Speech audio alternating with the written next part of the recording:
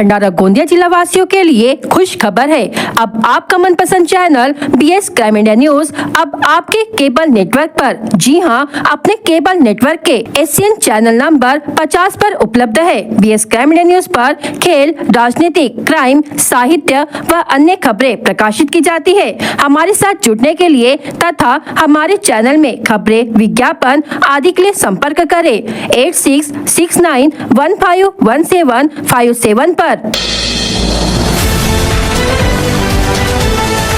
पौनी तहसील के भावर स्थित जागरूक मंदिर में शिव मूर्ति खंडित की गई। घटना 17 जनवरी को उजागर हुई। आसपास के परिसर से श्रद्धालु मंदिर परिसर में जमा हो गए थे। शनिवार को वहां रास्ता रोको आंदोलन कर पुलिस प्रशासन को आरोपी की गिरफ्तारी के लिए 24 घंटे का अल्टीमेटम दिया गया था, जिसके पश्चात रविवार 18 जनवरी को विधायक नरेंद्र भोंडेकर के नेतृत्व में पुलिस थाने पर मोर्चा निकाला गया। अडाल पुलिस थाने के तहत आने वाले भावड़ ग्राम के शिव मंदिर में शिव मूर्ति की तोड़फोड़ की गई, जिससे आहत श्रद्धालुओं ने रविवार को पुलिस थाने के सामने प्रदर्शन कर इस घटना का तीव्र आक्रोश व्यक्त किया। आरोपी की गिरफ्तारी को लेकर मुंबई तक जाकर आंदोलन करने की चेतावनी इस समय दी गई। इस दौरान चेतावनी दी गई कि यदि आंदोलनकारियों पर किसी प्रकार के मामले दर्ज किए गए तो संबंधित थानेदार और वरिष्ठ अधिकारियों के निलंबन की मांग की जाएगी। आंदोलन में विधायक नरेंद्र भोंडेकर, पौनी के उपसभापति प्रमोद मेंढे, मंदिर समिति के पदाधिकारी, पूर्व जिला परिषद सदस्य रेखा भुसारी, देवेंद्र हजारे, किशोर पंचभाई, रवि किशन भुसारी समेत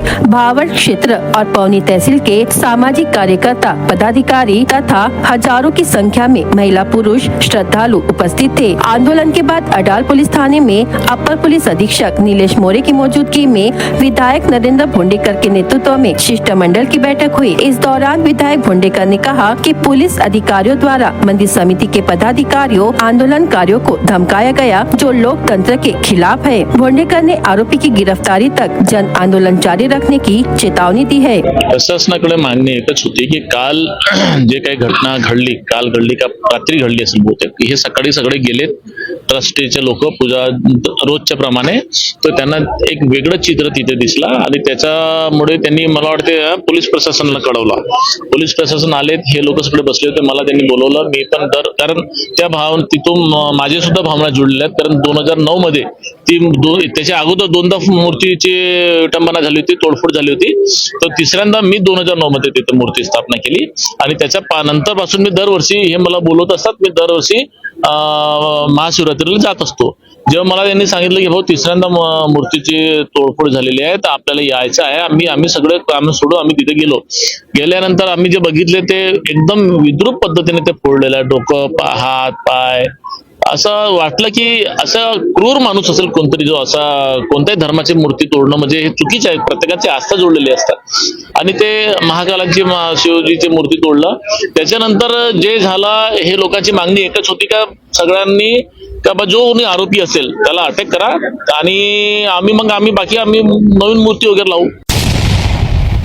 भंडारा शहर से होकर गुजरने वाले मुंबई कोलकाता राष्ट्रीय राजमार्ग क्रमांक 6 के अंतर्गत मुजबी से जूना कादा तक सड़क के चौड़ीकरण का कार्य शीघ्र प्रारंभ होने जा रहा है। इस महत्वपूर्ण परियोजना के संदर्भ में सड़क की प्रत्यक्ष निरीक्षण की गई। इस अवसर पर विधायक परिणय फूके, पुलिस अधीक्षक नूरुल हसन, भंडारा नगर परिषद की अध्यक्षा मधुरा मदनकर, नगर परिषद उपाध्यक्ष चंद्रकला भोपे सहित अनेक गणमान्य उपस्थित रहे। यह राष्ट्रीय राजमार्ग परियोजना देश के लोकप्रिय केंद्रीय सड़क परिवहन एवं राजमार्ग मंत्री नितिन गडकरी के दूरदर्शी नेतृत्व का परिणाम है। इस परियोजना के पूर्ण होने से भंडारा शहर की यातायात व्यवस्था अधिक सुचारू होगी और नागरिकों को बड़ी राहत मिलेगी। निरीक्षण के दौरान भाजपा जिला अध्यक्ष आशु गुंडा ने सचिन कुंभलकर, भगवान बावनकर, मुश्ताक उर्फ बल्ली पटेल, प्रशांत निम्बोडकर, रूबी चड्डा, परियोजना प्रबंधक अभिषेक यादव, परियोजना डिजाइन सलाहकार अरविंद जैन तथा संबंधित अधिकारी प्रभु सिंह रावत सहित अन्य मान्यवर उपस्थित थे।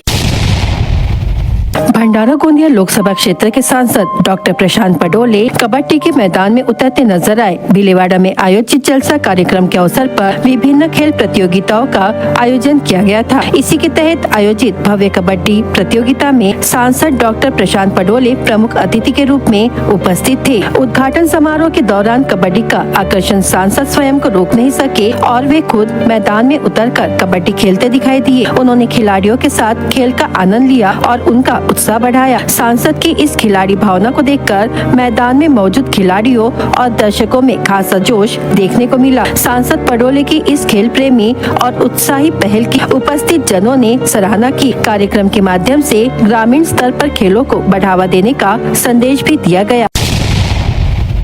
देवरी पंचायत समिति अंतर्गत महात्मा गांधी रोजगार गारंटी योजना यानी MRGS के तहत हुए निर्माण कार्यों में करोड़ों रुपए के भ्रष्टाचार का गंभीर आरोप सामने आया है। यह आरोप देवरी के सामाजिक कार्यकर्ता और एडवोकेट भूषण मस्करे ने लगाया था। इस मामले को लेकर एडवोकेट भूषण मस्करे ने जिलाधिकारी और जिला परिषद के मुख्य कार्यकारी अधिकारी को पत्र लिखकर घटिया और संदिग्ध कार्यों की जाँच की मांग की थी। शिकायत की गंभीरता को देखते हुए जिलाधिकारी प्रजित नायर ने स्वयं जिला परिषद के मुख्य कार्यकारी अधिकारी एम मुरुगनाथम को जांच समिति गठित करने के निर्देश दिए। इसके बाद जिला परिषद बांधकाम विभाग के कार्यकारी अभियंता प्रकाश ताकसांडे और 2 अन्य अधिकारी देवरी तालुका के मुल्ला और वडेगांव ग्राम पंचायत में हुए कार्यों की जांच के लिए पहुंचे। लेकिन हकीकत ये रही कि जांच समिति ने मुल्ला गाँव में सिर्फ एक ही कार्य का निरीक्षण किया, जबकि वडेगांव ग्राम पंचायत के कार्यों की बिना जाँच किए ही मीटिंग का हवाला देकर वापस लौट गए। इससे पूरी जांच प्रक्रिया पर सवाल खड़े हो गए हैं। सबसे चौंकाने वाली बात ये रही कि जिला परिषद द्वारा नियुक्त जांच समिति सरकारी वाहन के बजाय निजी वाहन से मौके पर पहुंची। अब सवाल ये उठ रहा है कि यदि निजी वाहन का उपयोग किया गया तो यात्रा भत्ता किस वाहन के नाम पर निकाला जाएगा। शिकायतकर्ताओं का आरोप है कि मुल्ला ग्राम पंचायत में 12 किलोमीटर खड़ीकरण सड़क और 8 पाइप पुलों के निर्माण के लिए लगभग 3 करोड़ रुपए का बिल निकाला गया, जबकि वास्तविकता में सिर्फ 4 किलोमीटर सड़क खड़ीकरण और 4 पाइप पुल ही बनाए गए हैं। इस मामले में एक और बेहद गंभीर खुलासा हुआ है। देवरी पंचायत समिति के निर्माण विभाग के शाखा अभियंता धवल सोमलवार उस अवधि में 4 महीने की छुट्टी पर थे, फिर भी उन्हीं दिनों उनकी फर्जी हस्ताक्षर कर करोड़ों के बिल पास कराए गए। जांच के दौरान जब मीडिया ने अधिकारियों से सवाल पूछे तो जांच समिति ने साफ शब्दों में कहा कि आप वीडियो या फोटो नहीं ले सकते और न ही हम कोई जानकारी दे सकते हैं। हालांकि शाखा अभियंता धवल सोमलवार ने जांच समिति को स्पष्ट रूप से बताया कि वे उस समय 4 महीने की छुट्टी पर थे और उनके फर्जी हस्ताक्षर कर भुगतान निकाला गया। इस पूरे मामले ने देवरी पंचायत समिति के निर्माण विभाग की कार्यप्रणाली पर गंभीर सवाल खड़े कर दिए हैं। शाखा अभियंता की गैर मौजूदगी में फर्जी हस्ताक्षर, अधूरी जाँच और करोड़ों रुपए के बिल यदि निष्पक्ष जाँच हुई तो कई बड़े अधिकारियों के नाम सामने आ सकते हैं। अब देखना ये होगा कि जिला परिषद प्रशासन इस मामले में वास्तविक जांच कर दोषियों पर कड़ी कार्रवाई करता है या नहीं और तत्कालीन गट विकास अधिकारी और मौजूदा सभापति पर क्या कार्रवाई होती है। माझं नाव DS सोमलवार आहे। मी पंचायत समिती देवरी येथे शाखा अभियंता म्हणून कार्यरत आहे। ते स्वाक्षरी जे मारण्यात आलेले आहे ती ऍक्च्युअली मी स्वाक्षरी मारलेली नाही आणि ती मी कोणतेही काम या एरियात चेक म्हणजे या ग्रामपंचायतीमध्ये चेक केलेले नाहीये। स्वाक्षरी असेल माझी तर ती डुप्लिकेट स्वाक्षरी आणि त्या पिरियडमध्ये मी सध्या म्हणजे मेडिकल लिव्हवर होतो। म्हणजे ते कामामध्ये असं असतं की काम जसं म्हणजे तांत्रिक अधिकाऱ्यांनी जसं कोणत्या कामाची MB केली तर त्याची तपासणी म्हणजे जे रेग्युलर अभियंता आहे त्यांच्यामार्फत तपासणी केली पाहिजे आणि त्याच्यानुसार मग काम चेक करून त्याच्यावर म्हणजे आम्ही स्वाक्षरी मारतो कोणत्याही कामाची असो। पण इथे असं झालेलं आहे की काम न चेक करता माझी डुप्लिकेट सही मारण्यात आलेली आहे। स्वतःसाठी पाऊल म्हणजे मी पूर्ण म्हणजे रेकॉर्डची छाननी करून त्याच्याबद्दल म्हणजे BDO साहेबाला म्हणजे अहवाल देऊन टाकेन की ही स्वाक्षरी माझी नसून डुप्लिकेट सही मारून माझे पेमेंट काढण्यात आलेले आहे। मी ॲडव्होकेट भूषण मस्करे देवरीवरून आहे। मी 1/8/2025 ला माननीय जिल्हा परिषदचे मुख्याधिकारी व जिल्हाधिकारी गोंदिया यांना MRGS अंतर्गत देवरी पंचायत समितीमध्ये असलेल्या एकूण 55 ग्रामपंचायतमध्ये मोठा भ्रष्टाचार झाल्याची तक्रार दिली होती। त्या अनुषंगाने माननीय मुख्याधिकारी साहेब जिल्हा परिषद यांनी एक चौकशी समिती गठीत केली।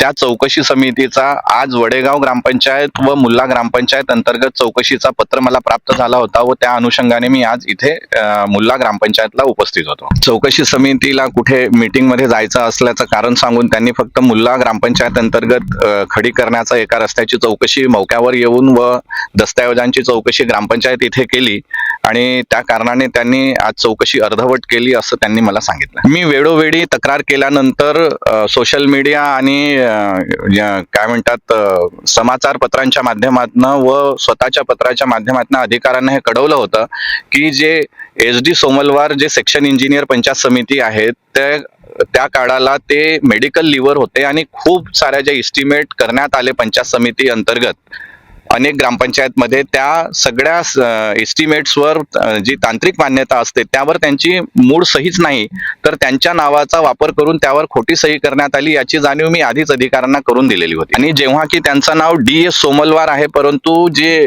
एस्टिमेट मध्ये तांत्रिक मान्यता आहे जर ती आपण बघितली तर त्यामध्ये त्यांचं नाव SD करण्यात आलेलं आहे. जवळजवळ मी ज्या रस्त्यावर उभा आहे या रस्त्याची टोटल जी कॉस्ट एस्टिमेट प्रमाणे 2.25 कोटी रुपयाची सांगण्यात आलेली आहे, तर जवळजवळ 2 कोटीच्या जवळपास भ्रष्टाचार तर फक्त ह्या एका रस्त्यामध्येच म्हणजे प्रथम दर्शनी दिसून येतो. नेमका या रस्त्याची एकूण लांबी जी आहे ती 4 किलोमीटर आहे, परंतु या एका 4 किलोमीटरच्या रस्त्यावर जवळजवळ 12 एस्टिमेट तयार करून 12 किलोमीटरचं खडीकरण व 12 पाईप पुल्या तयार केल्याचं सांगण्यात आलेलं होता. परंतु प्रत्यक्षात जर बघितला तर ह्या एकूण रस्त्यावर फक्त 4 किलोमीटरचा खडीकरण तेही जे नॉर्म्स प्रमाणे तयार झालेलं नाही आहे आणि फक्त 8 पाईप पुल्या तयार करण्यात आलेले आहेत, ते पण इस्टिमेट पेक्षा कमी दर्जाचं आहे. इस्टिमेट प्रमाणे जवळजवळ एका इस्टिमेटची कॉस्ट 19 लाख ते 23 लाखच्या दरम्यान दाखवण्यात आलेली आहे. तर त्याप्रमाणे या पाईप पुलिया जो आहे तो तयार करताना जवळजवळ 9 पाईपचा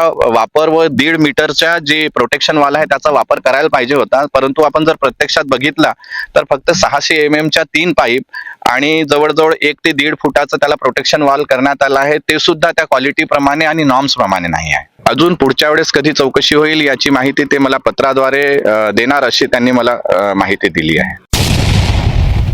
तुमसर तालुक्यातील छोटे खाणी सोरणा लंजेरा गावाने अल्पावधीतच राज्य व देश पातळीवर आपली वेगळी ओळख निर्माण केली आहे. ग्रामीण भाग असूनही विकास, नियोजन आणि लोकसहभागाच्या जोरावर हे गाव आज आदर्श गाव म्हणून ओळखले जात आहे. याचे प्रमुख श्रेय जाते गावाचे सरपंच धर्मपाल धुर्वे यांच्या दूरदृष्टीला, लोकसहभागावर आधारित नेतृत्वाला आणि सातत्यपूर्ण प्रयत्नांना. भंडारा जिल्ह्यातच नव्हे तर संपूर्ण महाराष्ट्र आणि भारत पातळीवर जनजीवन मिशनची प्रभावी अंमलबजावणी लोकसहभागातून यशस्वी करून दाखवणारे सोरणा लंजेरा हे गाव आज इतर ग्रामपंचायतीसाठी मार्गदर्शक ठरत आहे. प्रत्येक घरापर्यंत नळाद्वारे पाणी पुरवठा, लोकांचा सक्रिय सहभाग आणि पारदर्शक अंमलबजावणी यामुळे या योजनेला खऱ्या अर्थाने यश मिळाले. यासोबतच गावात अंगणवाडी व शाळांचे डिजिटलायझेशन, वृक्ष लागवड व जोपासना, स्वच्छता अभियान,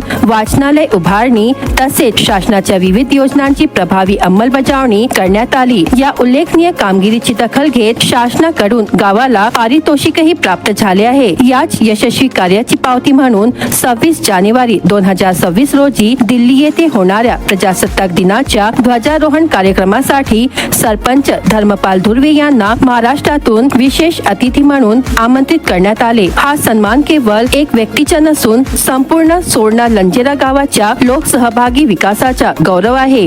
नमस्कार, मी नरेंद्र गेडा.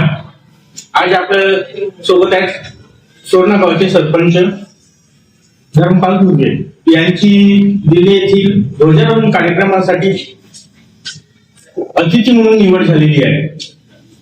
तर आज आपण त्यांच्याशी त्या विषयावर मुलाखत करण्यासाठी आलेलो आहोत. नमस्कार. नमस्कार. नमस्कार. आपला परिचय साहेब. माझं नाव धर्मपाल देवनाथ धुर्वे, सरपंच ग्रामपंचायत सोरणा लंजेरा मी इथला सरपंच आहे आणि माझी महाराष्ट्राच्या एक विशेष अतिथी म्हणून दिल्लीच्या 26 जानेवारी करिता पर्यटनाच्या कार्यक्रमाकरिता माझी निवड झालेली आहे. दिल्ली येथे ध्वजारोहणासाठी अतिथी म्हणून निवड झाल्याची माहिती ज्या दिवशी आपल्याला भेटली त्यावेळेस आपल्याला काय वाटलं नेमके? त्यावेळेस प्रतिक्रिया काय होती आपली? त्यावेळेस खरंच सर एकदम मन भरून आलं की ज्याप्रमाणे आपण प्रामाणिकपणे काम करतो तर त्या ठिकाणी कुठेतरी शासन असो किंवा कोणत्याही चांगल्या कामाची खरंच कुठेतरी नोंद होते आणि त्याचा एक मनाला एवढा आनंद होता की मी आता या आपल्या भावना व्यक्त करू नाही शकत, एवढा आनंद होता. अख्ख्या जिल्ह्यामधून माझी एक कामाची नोंद घेऊन निवड होणे ही माझ्यासाठी आणि माझ्या सर्व गावकऱ्यांसाठी खूप गर्वाची बाब आहे. ही निवड आपण वैयक्तिक मानता की आपलं सोरणा गाव आणि लंजेरा गाव आपली ग्रामपंचायत आहे ना, ह्या गावाचे यश मानता? यामध्ये वैयक्तिक श्रेय देणे ते माझ्या तरी मते बरोबर नाही. शेवटी जनतेने दोन्ही गावाच्या लोकांनी मला थेट जनतेतून निवडून दिला, परंतु गावात काम करत असताना लोकांच्या सहकार्याशिवाय कोणतेही काम साध्य होत नाही. त्यामुळे लोकांनी जो मला सहकार्य दिला, माझी ग्रामपंचायत बॉडी असो, आमचे उपसरपंच अरविंद भाऊ राठोड असो, किंवा माझी गावातले सर्व पदाधिकारी, प्रत्येक शाळा व्यवस्थापन समितीपासून पोलीस पाटीलपासून माझ्या ग्रामपंचायत सदस्यापासून गावातले माजी सरपंच, उपसरपंच, माजी पोलीस पाटील, महिला बचत गट, शेतकरी वर्ग, इथला युवा वर्ग, प्रत्येक वर्गाने आम्हाला सहकार्य दिलेलं आहे. आमच्या काही गावात, आता छोटं गाव असल्या कारणाने सगळ्यांना माहिती आहे की गावाला जास्त शासनाचा निधी नाही मिळत, किंवा गावात कोणताही बाहेरचा मोठा उद्योग नाहीये, रोजगार नाही. त्या कारणाने गावात छोट्या छोट्या कामं किंवा गावातली अडचणी दूर कसा करावं याकरिता ते आमच्या सगळ्या मुद्दे ते लक्षात सुद्धा आणून देतात, आणि त्या कामाला योग्य पद्धतीने कसं करता येईल त्याकरिता ते सहकार्य सुद्धा करतात. म्हणून हा श्रेय पूर्ण दोन्ही गावच्या जनतेला जातो. दिल्लीतील राजकीय कार्यक्रमासाठी आपली निवड झाली, त्याकरिता आपण जायचं ठरवलं हो, त्याकरिता आपण कोणत्या प्रकारची तयारी केलेली आहे? शासनाच्या निर्देशानुसार आम्हाला पत्र, माहिती वगैरे आणि ऑनलाईन मीटिंग वगैरे त्या माध्यमातून सर्व माहिती देण्यात आली, आणि त्यामध्ये सूचित करण्यात आलं की आपल्याला जाण्यापासून सगळं हा पहिले स्वखर्चाने करायचे आहे. अगोदर आपल्याला एरोप्लेन जायचं असेल तर तुम्हाला तेवढं बजेट भेटणार नाही शासनाकडनं, तुम्हाला स्वतःचे पैसे खर्च करावे लागतील. आणि जे शासनाचं ठरवल्याप्रमाणे जो आहे आपण रेल्वेचं रिझर्वेशन करून जाऊ, तर त्यांनी आम्हाला तसं प्रकारचे गायडन्स केले की तुम्ही रिझर्वेशन करून जा, आणि सोबत तुमची पत्नी असेल तर पत्नीला घेऊन जा. पण माझं अजून लग्न झालेलं नाहीये, तर माझं एक सौभाग्य म्हणावं लागेल की माझी आई आहे, आणि एक म्हणावं लागेल की ते माझ्यासाठी एक सौभाग्याची गोष्ट आहे की माझ्या आईसह मी दिल्लीच्या या कार्यक्रमासाठी जात आहे. तर आपलं शिक्षण किती झालेलं आहे? माझं शिक्षण सर 10वी इथून गावून लोहाऱ्याला झाली. 4थी पर्यंत मी माझ्या गावच्या शाळेत, जिल्हा परिषद शाळेत लागू केलं. त्याच्यानंतर 10वी पर्यंत लोहारा शाळेत, 12वी 11वी 12वी इथून सर्व देखील आहे हॉस्टेलला राहून. त्याच्यानंतर मी पॉलिटेक्निक केलं, गव्हर्नमेंट पॉलिटेक्निक साकोलीला, इलेक्ट्रिकल डिपार्टमेंट होतं माझा. त्याच्यानंतर मी बीई केलं नागपूरवरून, आबा गायकवाड कॉलेज. मग आपलं शिक्षणाचं क्षेत्र वेगळं इंजिनिअरिंग, आणि गावात विकास कामे हा वेगळा, मग यात आपण कसं काय सामंजस्य बसवले? विशेष म्हणजे मला एक लहानपणापासून एक आवड, आणि सगळ्यात महत्वाचा एक स्वप्न पण होता. आणि मी, माझे वडील 2002 मध्ये गेले, मी जवळपास 2.5 ते 3 वर्षाचा होतो. त्या काळात आमची एक गवताची झोपडी आणि आई आणि 2 मुलं, आम्ही असे 3 लोकांचा कुटुंब होता. आणि त्या कुटुंबात उदरनिर्वाह करून शिक्षण घेणे ही खूप कठीण परिस्थिती होती. त्यावेळेस आम्ही स्वतःची जमीन नसताना लोकांची जमीन भाड्याने किंवा ठेक्याने करून तिथं राहून आम्ही स्वतःचं शिक्षण आणि हे करत गेला. तर या गावाशी, या मातीमध्ये काम केलेल्यामुळे या गावाशी माझी नाळ जुडलेली आहे, आणि या गावात, या मातीत काम केल्यामुळे मला असं वाटतं की मला बाहेर कुठेतरी जाऊन जॉब करण्यापेक्षा माझ्या गावात कुठेतरी चांगला एक उद्योग, एक चांगला बिझनेस सेटअप करावा, आणि गावच्या लोकांशी आनंदित राहावा, गावच्या लोकांनाही काम, रोजगार मिळेल, आणि आपलं गावही सुजलाम सुफलाम होईल, या उद्देशाने मी या वळणाकडे आहो. खरोखर आपले विचार खूप महान आहेत. नाहीतर अलीकडच्या काळात बघितलं आहे की कुठेतरी प्रोफेशनल शिक्षण झालं की शहराकडे वळतात, पण आपण शिक्षण घेतल्यानंतर त्याच्या सदुपयोग गावाकरिता कसे करता येईल, म्हणजे खूपच सलाम आहे आपल्या त्या विचाराला. कसं आहे सर, आपण एवढा आपल्या देशाचं एवढी मोठी हिस्ट्री आहे, एवढे मोठे थोर पुरुष निघून गेले, एवढे संत झाले, आणि त्या संतांची वाणीच आहे, इथं तिथं कशाला फिरतो, तुझं गावाचं नाही का तीर्थ. मग शहरामध्ये प्रदूषण या स्थितीमध्ये जाऊन काय होणार? आपलं गाव सुजलाम सुफलाम करा ना. आपण जेवढा आनंद गावामध्ये राहायला मिळतो, जेवढं चांगलं संस्कार, चांगलं वातावरण, चांगलं शुद्ध ऑक्सिजन, शुद्ध पाणी ज्याप्रमाणे गावामध्ये मिळतो ते शहरात शक्य नाही. बरोबर, या गावातून विरोधक नावच काढावं लागते, कारण की विरोधक नाही, आम्हाला मार्गदर्शन करणारे, इथल्या गावातला प्रश्न आमच्यापर्यंत पोहोचवून देणारे ते मार्गदर्शक म्हणू आम्ही त्यांना. आम्ही विरोधक म्हणणार नाही, कारण की ते प्रश्न नाही काढतील तर आमच्या चुका आम्हाला कसं लक्षात येतील. तर असं लोकांना सर्वांना एकत्रित सांगड घालून आम्ही गावाचा एक ढाचा तयार केला सर, आणि त्याच्या माध्यमातून लोकसहभाग आम्हाला इतकं मिळतो. गावाची स्वच्छता असो, कचरा जमा करण्याचा असो, लोकवर्गणीचा असो. आज या शाळा जेवढी आपण बघत आहात, प्रत्येक वस्तू ही लोकवर्गणीतून झाली आहे सर. आणि शासनाच्या निधीवर अवलंबून न राहता लोकांच्या माध्यमातून आपल्याला कशा येईल. तर आज लोकांच्या माध्यमातून शाळा बनली, तर ते काम दिसलं, आमची शाळेची गुणवत्ता दिसली, शासनाने दखल घेतली. शाळेला 2 वर्षापासून बक्षीस देऊन राहिला. आता बक्षीसच्या माध्यमातून ज्या गोष्टी नव्हत्या त्याही आम्ही पूर्ण फुलफिल केला. म्हणजे आणि आमचं आता पूर्ण स्वप्न आहे, मुलांना नवीन नवीन टेक्नॉलॉजी शिकता आले पाहिजे, विज्ञानामध्ये वेगवेगळे प्रयोग करता आले पाहिजे. याकरिता मोठी प्रयोगशाळा उघडणे, कम्प्युटर लॅब मोठी भव्य दिव्य अशी बनवणे, आणि त्या माध्यमातून मुलांना योग्य तो वेगवेगळ्या शिक्षण देणे. युवक, महिला आणि खरं तर आपला गाव शेतकरी बहुल आहे. हो. तर युवक, महिला आणि शेतकऱ्यांसाठी आपण कोणत्या प्रकारची योजना राबवल्या? माझं गाव सर छोटा गाव आहे. हो. पण इथे रोजगाराची कमी नाही म्हणता येईल सर. 12ही महिने ही बागायती शेती आम्ही बघितलं येतं. टोमॅटो असो, गोबी असो, वांगा असो, कोहळा, लौकी, कारले, चवरी पासून अशा छोट्या छोट्या सगळा भाजीपाला या ठिकाणी 12ही महिने पकवण्यात येतो. त्याच्यानंतर भात शेती सुद्धा होते. हो. तर इथला एकही लेबर आम्हाला एकही दिवस असं खाली नाही राहत. परंतु जेव्हा गावाची गोष्ट येते तर सर्व महिला आणि पुरुष आपलं वेळात वेळ काढून या गावाच्या चांगल्या कामाकरिता श्रमदान करतात आणि आर्थिक मदत सुद्धा करतात. अरे वा. आर्थिक मदत सुद्धा करतात. आणि विषय म्हणजे आता इथे एवढं बागायती शेती आहे. हो. तर याच्यामध्ये दिवसेंदिवस आपण रासायनिक खताचा वापर जास्त वाढल्यामुळे इथलं शेती काय मालांना आता रोग खूप वाढत चालले, माल पकणं कमी होत राहिला. तर तो टिकून राहावा त्यासाठी तर आम्ही सेंद्रिय शेती कसं शेतकरी घेईल आणि त्याच्यातून सेंद्रिय शेतीतून कसं उत्पन्न मिळेल, मग त्याला मार्केटिंग भाव कसा जास्त मिळेल, या गोष्टी समजावून सांगण्याकरिता आम्ही वारंवार इथं कार्यक्रम घेतो. कृषी विभागाला बोलवतो, त्यांना इथं कार्यक्रम घेऊन त्यांना समजावून सांगतो आणि हळूहळू आमची सेंद्रिय शेतीकडे वाटचाल सुरू आहे सर. महिला बचत गटची सुद्धा आम्ही इथे मदत घेतो. खूप छान. या सन्मानानंतर गावातील आपली पुढील विकास दृष्टी काय ठरणार आहे? विकास दृष्टीमध्ये आता प्रत्येक गावाला सुशिक्षित माणसाची निवड करणे हे खूप आवश्यक आहे.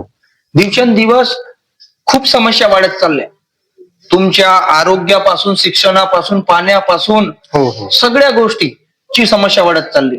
आणि भविष्याचा विचार करून गावाला चांगला उद्योग, चांगला रोजगार, चांगलं पाणी, चांगली हवा, शुद्ध हवा आणि गाव सुजलाम, स्वच्छ आणि सुंदर बनवण्याकरिता सुशिक्षित माणसाची गरज आहे. आपल्या गावामध्ये बघा, प्रत्येक गावाला एक चांगलं आरोग्य केंद्राची गरज आहे, चांगल्या शाळेची गरज आहे, चांगल्या अंगणवाडी केंद्राची गरज आहे, त्याबरोबर सक्षम महिलांची गरज आहे. तर भविष्यात या आमच्या गावाला क्रीडा संकुलन असो, मोठी लायब्ररी असो, विज्ञान लॅब असो, त्याच्यानंतर मुलांना चांगलं मोठं ग्राउंड असो, त्यांना वेगवेगळ्या स्पोर्टमध्ये सहभाग घेऊन नॅशनल लेवल पर्यंत, इंटरनॅशनल लेवल पर्यंत कसं नेता येईल त्याकरिता आमचा प्रयत्न राहील. शेतकऱ्यांमध्ये इथलं सेंद्रिय शेतीमध्ये माल पकवून विदेशात एक्सपोर्ट कसा करता येईल हा सुद्धा आमचा एक भाग राहील. इथं कोल्ड स्टोरेज कसं होईल, शेतकऱ्यांना जो शेतीचा माल असो तो ठेवण्यासाठी व्यवस्था कशी होईल, मोठी बाजारपेठ कशी व्यवस्था तयार होईल, ह्या सगळ्या गोष्टीवर आमचा दृष्टिकोन आहे. आणि सगळ्यात महत्वाचा, जो शासनाचा निधी येतो आणि शासन आम्हाला देईल तेव्हा आमच्या गावाचा विकास होईल, हा विचार आम्हाला काढायचा आहे. आणि स्वतः गावाच्या स्वउत्पन्न, लोकसहभाग म्हणजे कसं सर, आपण लोकांकडून कुठपर्यंत मागणी करणार आहोत, कुठपर्यंत करणार आहोत. लोक 1 वर्ष देतील, दुसऱ्या वर्षी देतील, ते कॅपेबल झाल्या पाहिजेत. कॅपेबल स्वतः म्हणजे ग्रामपंचायत ही स्वतः स्वबळावर गावाला पालणारी ग्रामपंचायत बनली पाहिजे. त्याच्यावर आमचं सगळ्यात महत्वाचं भर राहील. म्हणजे ग्रामपंचायतचं स्वतःचं उत्पन्न कशाने वाढते, तर आमची आता मागे नागपूरला सुद्धा ट्रेनिंग झाली आणि माझे सुद्धा स्वतःच्या कल्पना आहेत.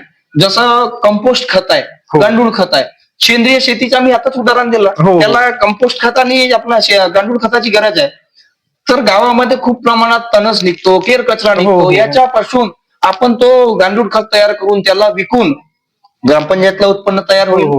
त्याच्यानंतर गावात दुकाने सारखी चाळं बनवणे, त्यांना भाड्याने देणे, प्लास्टिक केर लोकांकडून जे कबाडीवाले येतात गावातला केर कचरा प्लास्टिक ते घेतात, ती ग्रामपंचायत खरेदी करेल. बरोबर. आणि ग्रामपंचायत त्याच्यावर प्रयोग करून तो लोकांच्या वापरात आणील किंवा जे प्लास्टिक संकलन बनले आहेत केंद्र त्यांना तो विकेत देईल. तर अशा विविध आहेत कल्पना आमच्याकडे. राज्य शासन आणि केंद्र शासनाच्या, आता तुम्ही दिल्लीला चाललेच, हो, भविष्यात राज्य शासन आणि केंद्र शासनाच्या कोणत्या योजना आपण आतापर्यंत उरलेल्या आहेत, जे आपण आपल्या गावी राबवू इच्छित आहात? प्रभावीपणे तर आम्ही जलजीवन मिशन ही राबवलेलीच आहे. बरोबर. त्याच्यानंतर केंद्र शासनाच्या प्रत्येक बाल संरक्षण सारख्या असो, महिलांसाठी असो आणि शेतकऱ्यांसाठी विविध, आता आमचं गाव नानाजी देशमुख कृषी संजीवनी टप्पा 2 मध्ये सुद्धा आहे. तर त्यामध्ये शासनाच्या खूप योजना आहेत. हो हो. स्वतःचा एक चांगला उद्योग आपल्याला सुरुवात करता येईल अशा प्रकारच्या वेगवेगळ्या योजना आहेत. तर त्या आम्ही काय करतो सर, दिवसा आमचे शेतकरी आणि पूर्ण पालक वर्ग कामात असतो, तर आम्ही सायंकाळी सभा लावतो. सायंकाळी सभा लावून त्यांना आम्ही त्या प्रत्येक योजनांची माहिती देतो. स्वतः एक एक गोष्ट सगळ्यांना समजावून सांगतो की दादा रे, आपल्याकडे अशा अशा योजना आल्यात आणि आपल्याला असं काम करायचे आहे. इव्हन आम्ही ग्रामसभा पारदर्शकतेप्रमाणे घेतो, पारदर्शकता ठेवतो ग्रामसभेमध्ये. आणि मी सुशिक्षित असल्या कारणाने ग्रामपंचायतचा सगळा एकूण एक आर्थिक व्यवहार मला माहिती असतो. त्यामुळे ग्रामसभेमध्ये दोन्ही गावात झालेले कोणतेही काम असो, मी एक्झॅक्ट आकड्यासहित हा काम आलेला होता, सपोज ही नाली मंजूर झाली होती, याच्या एवढ्या लाख रुपयाचा एस्टिमेट होता आणि एवढ्या लाख रुपयाचा काम झाला आणि अशा प्रमाणे काम झाला, हा रस्ता झाला, ही योजना आली, अशा पद्धतीने प्रत्येक पैशासहित सगळ्या गोष्टी मी ग्रामसभेत लोकांना पारदर्शकतेप्रमाणे पूर्ण सांगतो. आणि त्याच्यात काही आमच्या चुका झाल्या तर गावकरी डायरेक्ट आम्हाला ग्रामसभे म्हणतो आणि त्याच्यामध्ये आम्ही आमच्या चुका ही माफी मागून जाहीरपणे माफी मागतो आम्ही लोकांना आणि त्यांच्याचकडून ते समजून घेतो की आपण याच्यात आमच्या चुका काय झाल्या, तर पुढच्या येणाऱ्या कामात आमच्या त्या चुका होणार नाही आणि जास्तीत जास्त चांगलं काम कसं होईल याच्याकरिता आमचा पूर्ण प्रयत्न आहे. खूप छान, खूप छान. येत्या तरुण पिढीला, आणि आपण तर सरपंच आहात, हो, आणि सरपंचांना, कारण की एक शिक्षित सरपंचच आणि आपण गौरवान्वित होणारच आहात, तर त्यांना काय संदेश देऊ इच्छिता? संदेश म्हणजे आता मी मगाशी सांगितल्याप्रमाणे, नाही, सरपंचांना म्हटलं मी, तुम्ही युवा पिढीचं सांगितलं, सरपंचांना. सरपंच म्हटलं म्हणजे गावाची ही खूप मोठी जबाबदारी आहे. हो. आणि जबाबदारी ही आपण लोकांकडून जेव्हा आपण इलेक्शन मध्ये उभारतो, लोकांच्या खूप काही अपेक्षा असतात. पण ती जबाबदारी जेव्हा आपण सांभाळत असतो तर ती खूप मोठी कसरत आहे सर. आणि ती काटकसर करून एखादं चांगलं काम हळूहळू प्रगतीच्या याच्यात नेण्याकरिता सगळ्यात महत्वाचं आहे सरपंचांनी आपला जो इगो आहे, आपला जो एक काय म्हणाल त्याला एक म्हणता येईल स्वतःचा स्वभाव, अभिमान नाही म्हणता येईल, अभिमान स्वतःच्या मध्ये जो अभिमान असतो त्याला डावळावं लागतं सर. स्वतःचा मान सन्मान याला मातीत मिसळावा लागतो. मी सर्वांचं स्वतः आम्ही काय करतो सर, जसा एखादा कार्यक्रम घेतला, कार्यक्रमामध्ये एखादी आपण अरेंजमेंट करतो तर आपण काय पाहतो सगळ्यात पहिले की माझी खुर्ची कुठे आहे, मला कुठं मान भेटून राहिला, सगळं तो विचारच सोडावा. तो विचार सोडावा, आपला विरोधक कुठे आहे, त्याला कसं मान भेटेल आणि त्याच्या काय समस्या किंवा त्याच्या तो आपल्या विषयी काय भावना ठेवतो, ही सगळ्यात महत्वाचं आहे. तर आपल्या गावात काय चर्चा होतात किंवा आपल्या विरोधात कोण बोलतो त्याला प्रतिउत्तर न देता त्या समस्या आपण जाणून घेऊन त्याच्यावर तोडगा काढून त्याच्यावर मार्ग कसा काढता येईल किंवा ती समस्या कशी दूर होईल, म्हणजे आपण त्याला तोंडाने प्रतिउत्तर देण्यापेक्षा आपण कृतीनं आपल्या कामातून त्याचं उत्तर दिलं तर खरंच गावातला विरोध हा शून्य होतो. आज माझ्या गावातून मी विरोधक शब्दच काढून टाकलाय सर, विरोधक शब्द काढून टाकलाय, कारण की आम्ही त्यांना मार्गदर्शक मानतो. आमच्या चुका लक्षात आणून देणारे आमचे मार्गदर्शक, आम्ही हा शब्द त्यांना संबोधलेला आहे. इथला विरोधक शब्द आम्ही काढून टाकलाय. तर माझ्या इथल्या सर्व सरपंचांना एकच विनंती राहील की कोणताही सरपंचाचे विचार हे चुकीचे नसतात सर. त्याला गावाचं चांगलं होईल ह्याच विचाराने तो येतो. पण गावात काही एक मानसिकता असते दुसरी की त्याला चांगल्या कामामध्ये सुद्धा अडचणी निर्माण होतात. तर माझा एक संदेश राहील गावकऱ्यांनाही की जेव्हा एखादा सरपंच चांगलं काम होऊन राहिलं त्याला नक्की सहकार्य करा. आणि जिथे चुकून राहिला तिथे नक्की आवाज उचलून त्याच्यापर्यंत ती माहिती पोहोचवा. तो काम लगेच सुधारून घ्या. नाहीच ऐकला तर मग आपल्याला तर माहितच आहे, विरोधकांना माहितच असते की कंप्लेंट कुठे करायची. त्यांना दरवाजे सांगावं नाही लागत. व्हिडिओ पासून तर शिओ पासून सगळ्या गोष्टी त्यांना माहिती राहतात कुठं कंप्लेंट करायची असते काय असते. पण सगळ्यात महत्वाचं असते जास्त कंप्लेंट करणं किंवा गाजावाजा करण्यापेक्षा मग गावाचा विकास खुंटतो, गावाचा विकास थांबतो. तर चांगल्या कामाला सहकार्य करा आणि चुकीच्या कामाला नक्की विरोध करा आणि त्यांच्या त्या चुकीच्या कामाला लक्षात आणून द्या. बरोबर. आणि सरपंचाने आपला युगो सोडून स्वतःचा अभिमान सोडून गावासाठी सगळे आपलेच समजून विकास कामं करा. नक्कीच गाव तुमच्या पाठीशी राहील. या ठिकाणी एवढंच बोलतो. धन्यवाद. हे होते आपले सोरणा गावाचे सरपंच धर्मराज धुर्वे, ज्यांनी धर्मपाल धुर्वे यांनी गावाचा विकास कशा प्रकारे केलेला आहे आणि भविष्यात ते आपल्या गावात काय करू इच्छित आहेत आणि त्यांनी येत्या पिढीला कोणता संदेश दिलाय आपणास सविस्तर असं सांगितलं. धन्यवाद सर. मी या सगळ्या कामाच्या मागे श्रेय ही माझ्या सर्व सोरणा आणि लंजिरा इथल्या दोन्ही गावातील सर्व जनतेला देणार. कारण की निवडून दिल्यानंतर त्यांनी माझ्या बरोबर साथ दिली, सहकार्य दिला, लोकसहभाग दिला, इव्हन आर्थिक मदत सुद्धा दिला.